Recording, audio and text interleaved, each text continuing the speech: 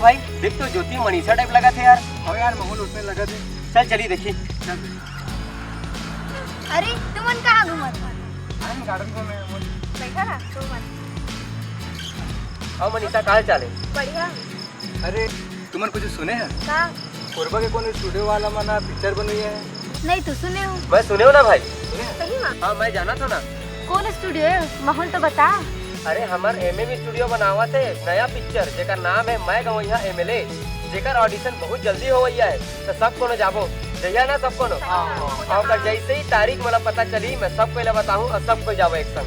ठीक है चला चला। जय जवाहर संगवारी।